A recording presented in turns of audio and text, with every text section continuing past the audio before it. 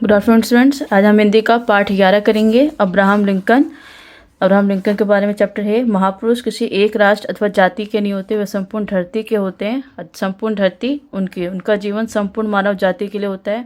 Abraham Lincoln ऐसे ही महापुरुष थे। अब्राहम लिंकन का जन्म 1809 में अमेरिका के केंटकी राज्य के एक छोटे से गाँव में हुआ था। उनके पिता टॉमस लिंकन एक अत्यंत निर्धन कृषक थे। उनकी आर्थिक स्थिति अच्छी नहीं थी। रहने का एक निर्जन और घने जंगलों में घिरे स्थान पर झोपड़ा था। खाने को था रूखा सूखा भोजन। 8 वर्ष की आयु में अब्राहम अपने पिता के साथ लकड़ी काटने के काम में सहायता करता था। आसपास कोई स्कूल ना था, पढ़ने लिखने की कोई और सुविधा नहीं थी, इसलिए पढ़ने का शौक होते हुए भी अब्राहम की पढ़ाई की कोई व्यवस्था नहीं हो पाई।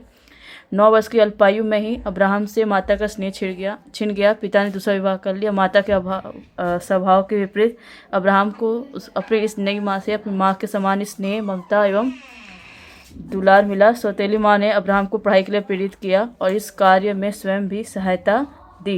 निर्धनता के कारण पुस्तक खरीदने के पैसे नहीं थे, परंतु अब्राहम का दृढ़ संकल्प उन्हें पढ़ाई लिखाई के मार्ग में व्यवधान यानी बाधा नहीं डाल पाया। वह दूर दूर तक पैदल जाकर अपने मित्रों से किताबें मांग लाता और पढ़ा कर लौटा देता था। और 15 वर्ष की आयु में अब्राहम ने स्कूल जाना प्रारंभ किया।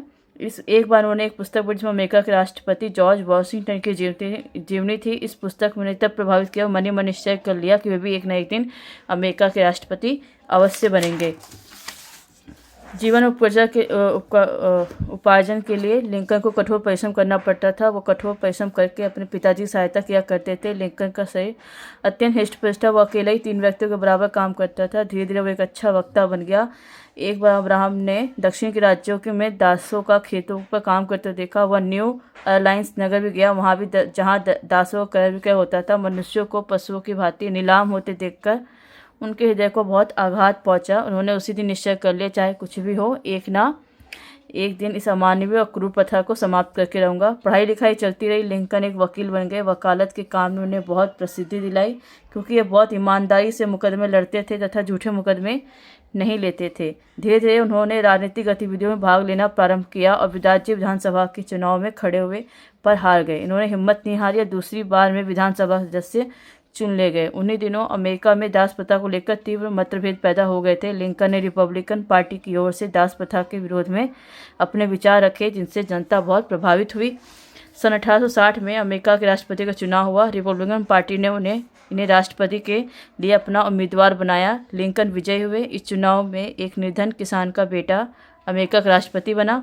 अमेरिका के शासन में बागडोर संभालते उन्होंने दास प्रथा को सबसे पहले समाप्त किया और दक्षिण अमेरिका के राज्य दास प्रथा को जारी रखना चाहते थे। उन्होंने विद्रोह किया। सशस्त्र युद्ध आरंभ हुआ, परंतु लिंकन अपने संकल्प से टस से मस नहीं हुए। अंततः लिंकन की जीत हुई। दास प्रथा समाप्त हो गई।